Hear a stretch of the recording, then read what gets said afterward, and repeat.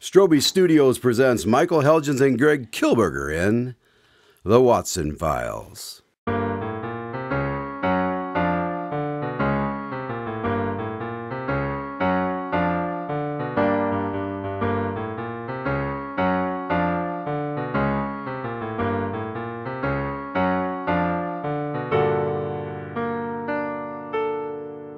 Coming to you from the illustrious Strobe Studios in the heart of America, this is Craig Dahlen. And now, let's join the doctor and see what story he has for us today. Come in. Good evening, Mr. Dahlen. Well, good evening, doctor. It's good to see you again. And you as well. Hey, I believe last week you mentioned a treasure map? Yes. We'll get to that eventually. But tonight's story begins with a business venture of mine that didn't exactly go as planned. You mean like counterfeit baseballs? Not exactly. This one had a bit more promise, but, well, I think as the story progresses, it will become clear what the problem was. Why don't you just start at the beginning then? Excellent idea, Craig. Holmes had asked me to join him for dinner. I had suggested that I do the cooking, but Holmes insisted that I should leave all of the work to him for a change. Holmes, this is actually pretty good. Where did you order it from? I didn't order it, Watson. I can from time to time manage to produce something edible in the kitchen. Well, I really am impressed. The texture is a little off, but it tastes exactly like chicken cordon bleu. Yes, I've perfected the flavor, but I'm still working on the physical aspects. This is a good deal more nutritious than your average cordon bleu, though. What do you mean? It took quite a lot of effort to perfect the mixture of chemicals that would produce this amalgamation of flavors. But adding additional nutritional elements was actually quite easy. You made this in your laboratory? Well, after the sun machine debacle, I had to come up with something better. True. It was decent of you to help rebuild the village that was burned to the ground. Yes, thankfully no one was hurt. Sadly, the sun machine had to be decommissioned. So this isn't actually food? On the contrary, Watson, you are able to eat it and be sustained by it. Those are the primary properties of food, I believe. Is it safe? Come now, Watson, do you really think I would put you in danger? Do you really want me to answer that? You seem to be doing all right so far. Yes, so far. And you don't seem to have changed any. What? I mean, your food doesn't seem to affect you adversely either. Mine is actual chicken cordon bleu, Watson. I am the control subject in this experiment. And why couldn't I be the control subject? Don't be silly, Watson. You wouldn't have known to inject me with this hypodermic here if I had collapsed. Well, at least you were prepared. You wouldn't mind if I don't eat any more? Not at all. I think you've had enough. Do let me know if you experience any side effects, though. I'd like to make sure that it's perfect before I send it off to the FDA for approval. Another brilliant idea. So you haven't had a case in a while, I take it? You are unfortunately correct, my friend. That is why I've had to come up with other ways to occupy my time. Well, as a matter of fact, I actually had an idea that you might like to consider. At least it will keep you from accidentally poisoning someone with your chemistry experiments. The next batch does need to, simmer for a while. What did you have in mind? I was perusing the paper recently and saw an advertisement for storage unit auctions. Storage units? Yes. Apparently, when someone does not pay their storage fees, the owner of the property is able to auction off the goods after a time. And you would like to attend one of these auctions? Well, I've done some research, and it seems that one can occasionally find some valuable things inside. This sounds suspiciously like the mongering of counterfeit baseball star signatures. But in this case, it's more of an adventure, since they don't tell you what's inside before you win the auction. That sounds like quite the scam, Watson. I'm not really sure that we should spend our time on something that could prove to be a fruitless endeavor. Speaking of fruit, wouldn't it be marvelous if I could manage a realistic banana? Maybe I could try a fruit salad next time. Variety is important, Watson. Which is exactly why we should give this business a try. Very well, I will acquiesce, if only to keep you from getting yourself into too much trouble. Promise me that you'll only buy one of these storage units filled with bric-a-brac. That's the spirit, Spencer. There's an auction tomorrow. Well then, perhaps you'll join me for a cigar. More chicken?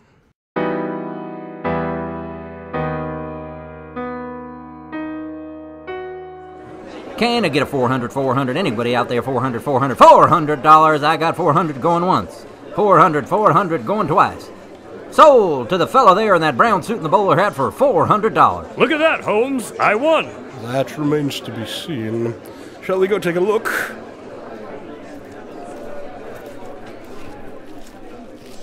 Can I see your ticket, sir? Indeed. Here you are. Thanks. I'll go ahead and cut the lock off for you. You'll need to have everything out by the end of the day. Once the auction's over, you'll be able to pull your truck or whatever right up to the door here. Thank you, my good man. Yeah, no problem.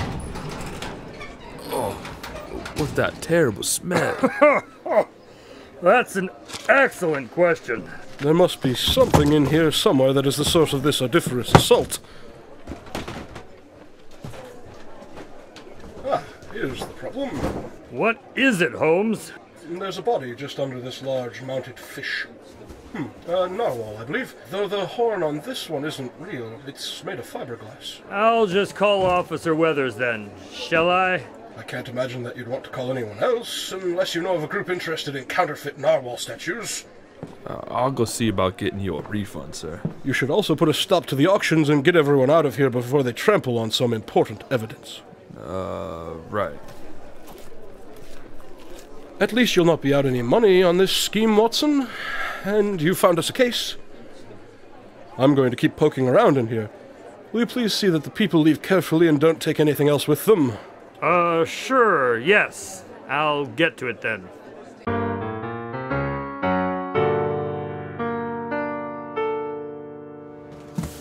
Officer Weathers, I'm glad you could join us. I've found quite a number of things, but I'm afraid that most of them will not be very useful. I'm surprised by the sorts of things that people are willing to abandon.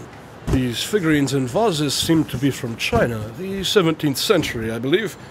Our friend is over there next to the excited halibut. Have you found anything that could tell us who she might be?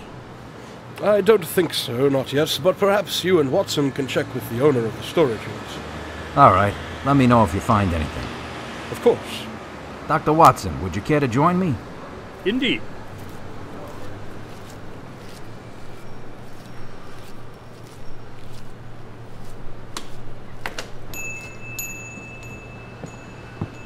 Yes, can I help you, officer? I'm Max Weathers, and this is Dr. Jack Watson. He consults with us from time to time. You've already hired a consultant in this case? He happens to be the person that bought the storage unit with the body. Are you the owner of this facility? That's right. I'm Langdale Pike at your service. I'm happy to help in any way that I can, of course. Good. We just have a few questions, Mr. Pike. Can you tell us who rented the storage unit from you?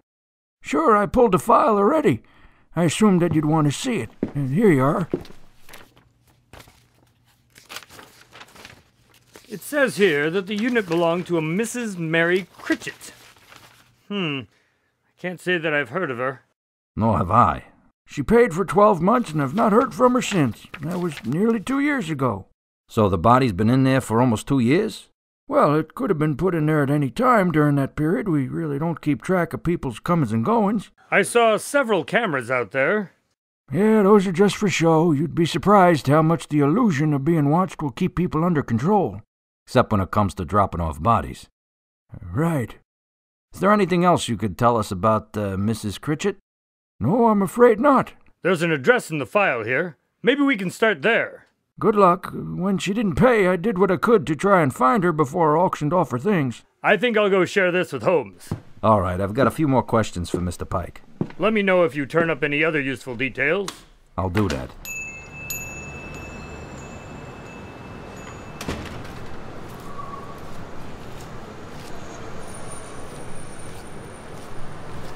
Holmes, are you in there? Where the devil could he have gone? Yes, I'm in here, Watson, but I seem to have boxed myself into a corner. Do you think you can help me out? Sure.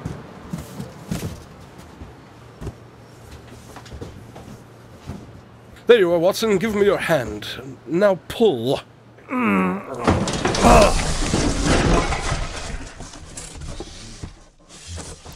Bugger. We've damaged the pseudo-narwhal. I was beginning to think that the creature might look fetching over my fireplace. Maybe you should get a real one. Yes, well, I suppose that's not really all that's important just now. What did you and Weathers find out? It seems that this unit was rented to Mary Critchett. I've got her address here, but the owner of this place said he hasn't had any luck finding her. This thing would make a pretty good weapon if I were a more sinister fellow. Hello, what's this? What have you got there, Holmes? It looks like some sort of map. It's even got an X on it. Only you could accidentally find a treasure map while investigating a murder. We can get back to the murder later. This is much more interesting. I guess the trail couldn't get any colder. Indeed, and whatever we find might aid us in our investigation. Let's see. It almost looks like a map of New York. And I believe the X is over the Statue of Liberty. Watson, get your revolver. It seems we're going back to New York. I'll tell Officer Weathers to keep us posted on his findings here and arrange for our flight.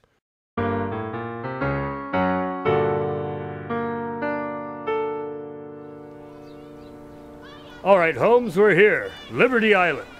Now, where do we go? I've been looking at the map for clues, but there doesn't seem to be anything to indicate our next step. Perhaps there is something in the area that will guide us. Ah, excellent suggestion, which is why I have summoned some assistance. You should be here in a few minutes. There you are, Spencer. Michael, good to see you again. Thank you for coming. Well, it's not every day your little brother comes to town. Yes, I suppose that's true. And you'll be happy to know I've brought along my entire acting troupe. They're eager to help after you stop Seth's killer. As I recall, it was Watson that did the stopping. I merely flushed her out. Ah, yes. Speaking of which, I meant to tell you, Jack, that the police weren't too happy about you having a gun inside the theater. So you might want to be a bit more careful around here. I shall keep it hidden away in my jacket then. Well, that's not exactly All right, then. Tell your people that we're looking for anything out of place that could be pointing to something else. What sort of something? A treasure, I think, but it really could be anything. All right, fellas, you heard him. Call my cell phone if you find anything.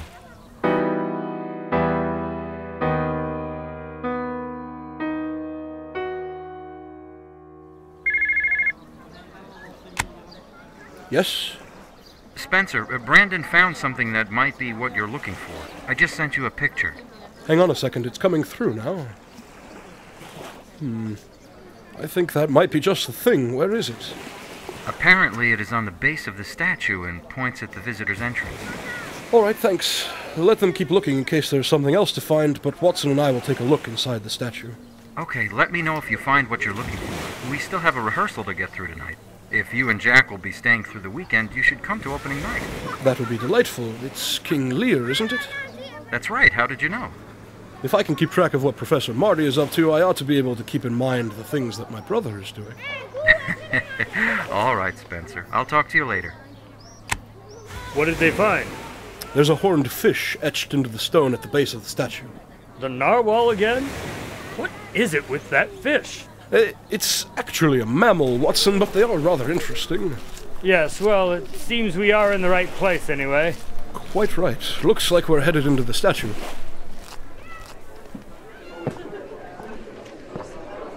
There are an awful lot of stairs in this thing. Yes, it's a rather long way to the observation room at the top. Keep your eyes open for another clue. Look here, Holmes. There's a swordfish drawn on this step here. It's pointing at the wall. Very good, Watson. It seems that this brick is loose. This is a bit like that Disney movie. Who knew that this actually happened from time to time? Hopefully there is treasure at the end of this trail. It seems we've taken another case where no one is paying us. Yes, I suppose finding a treasure would be beneficial. I wouldn't go getting your hopes up, though. Now, that wouldn't be wise at this point. What's in there? There's some sort of object wrapped in cloth. Be careful, it might be fragile. It's some sort of cylinder, and there's a place for a key on the end here. Maybe the key was back in the storage unit. I suppose it could be. Check with Officer Weathers. I'll let Michael know that we found what we're looking for so they can get back to their rehearsal.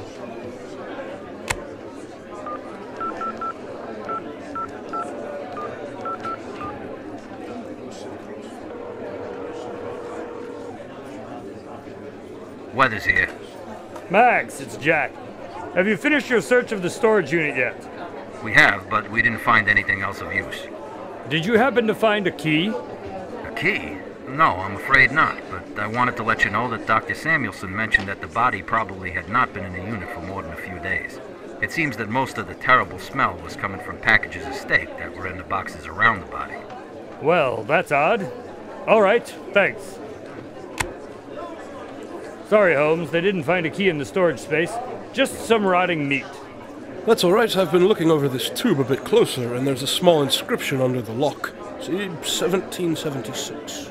The year that America was founded. I think that we're going to need some rope and a magnet. What for? You'll see.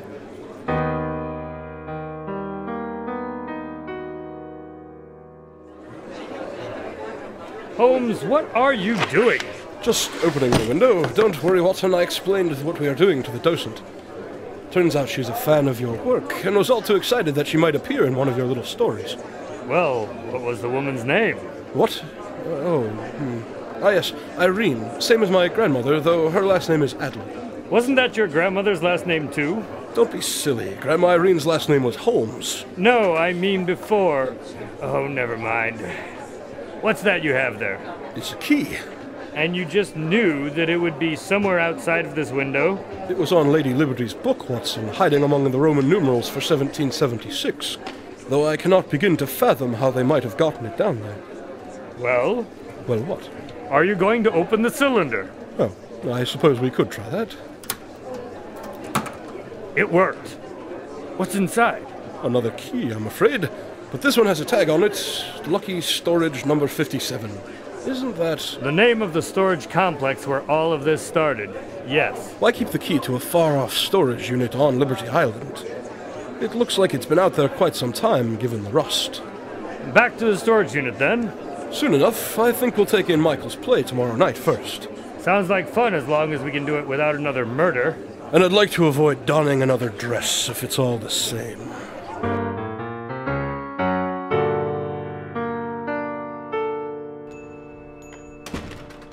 Welcome back, Doctor. Watson, right?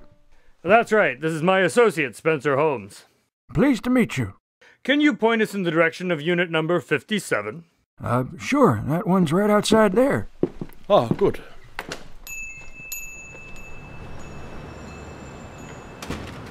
Yep, right there, number 57. You need me to cut the lock? That will not be necessary. We have the key.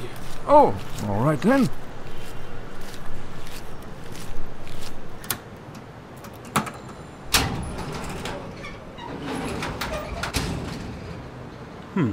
Well, I expected something more. That's odd. The box almost looks like it's on display the way it sits on the pedestal in the center of the room. Mr. Pike, do you know who rented this unit? Sure, a company called Ahab Enterprises. They paid for 10 years. Be a long time before I could auction this one off. That's probably a good thing. Whatever price the buyer paid would not have been enough. We'll have to have someone take a look, but this appears to be a copy of Moby Dick. They paid for 10 years of storage to hold a book that you can get from the library for free. I guess that explains why the map was hidden in a fish. Mammal. And the storage unit was in the name of Ahab Enterprises. I suppose it does, but it's not just any copy of Moby Dick. It appears to be Melville's original draft of the novel that he hand-wrote himself. This is quite a unique find. I heard that you two were back in town. Why didn't you tell me that you were coming out here? Sorry, Weathers, but we weren't sure that we would find anything. And what did you find? Lost literary treasures. What? It appears we've captured the original great white whale. Okay, well, while you were gone, we determined that the person in the storage unit was actually Mrs. Critchett herself. Mr. Pike here informs me that he regularly has to close the padlocks for customers who forget to do so when they leave, and we just figure she forgot and got stuck inside. That is a somewhat bothersome explanation, officer. Why is that? Why wouldn't she just bang on the door until someone noticed? Well, I considered that, but she had quite the rap sheet and had done some jail time for piracy. She was a pirate? Like with a boat and a little bird on her shoulder? No, like movies and computer software. Seems she was pretty good at it, too. I am curious to know how she came to be in possession of a treasure map that led to another unit in this facility, though. Surely the manuscript is worth more than a vast quantity of pirated software. I'm prepared to declare a death accidental unless you can provide a better theory, Holmes. I think that I can. Have her remains checked for internal ulcers. She was probably in a great deal of pain and unable to call for help when she was left here. All right, we can do that. Good. When you find the ulcers that I have suggested, you should contact the woman's husband. He either is presently employed as a zookeeper or recently left the profession. All right. They've probably been divorced for some time, and you'll find that he dislikes his wife and is not unhappy that she has gone missing. You'll also recall the rotting parcels of meat that you extracted from the storage unit. I suspect that if you check them thoroughly, you'll find finely cut bits of barbed whiskers. Those will have come from a tiger. That's fairly specific. I've had a lot of time to consider the woman's file on our little trip to New York, and all of the pieces fit together nicely when coupled with the figurines we found in the unit. How could you have possibly come up with all of that? The file showed that Miss Critchett was married and that her husband worked at the zoo here in town. I assume that when they didn't pay, Mr. Pike would have tried to contact him as well, so he probably no longer works at the zoo. Yes, that's true. In 17th century China, finely chopped tiger whiskers were put on someone's food to torture them. Because of the microscopic barbs on the whiskers, they would become lodged in the victim's intestines, causing them to suffer tremendous pain and ultimately bleed to death internally. That and the fact that Mrs. Critchett's husband worked at the zoo, coupled with the rotting meat that you mentioned earlier, made me think that Mr. Critchett might have gotten the same idea. But why kill his wife in such a horrible way? The whiskers are nearly impossible to detect, especially if you're not looking for them.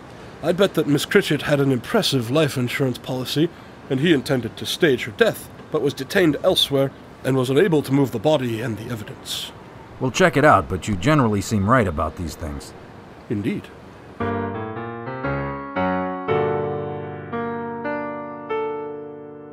So, did it turn out to be tiger whiskers? Yes, Holmes was correct about the whole story, including the tiger whiskers. Mr. Critchett wanted to collect on his wife's insurance policy, and was indeed planning to move the body, but was arrested on his third driving under the influence charge, and is currently being held while he awaits trial. And what about the book? Was it actually the first draft of Moby Dick? Yes, she had the real thing all right, and it's a good thing, too. Holmes and I were each given $10,000 by Mr. Melville's association for recovering the manuscript, which had been taken from their vaults several years ago. That's very impressive. Indeed. So what story are you going to be sharing with us next week? Death by tiger whiskers and following treasure maps, that might be a tough act to follow. Well, next week I plan to tell you a story about a case that involved a flying pig and a grounded pilot. Well, I look forward to our next meeting then. And don't worry, I've got quite a lot of exciting stories left to tell. I'm sure you do. Tonight's Watson Files Adventures was written by Michael Helgens and directed by Scott Strosahl. Spencer Holmes and Dr. Watson were played by Michael Helgens and Greg Kilberger. Additional voices were performed by Steve Rimpici. Until next week, this is Craig Dahlen saying good night from Strobe Studios.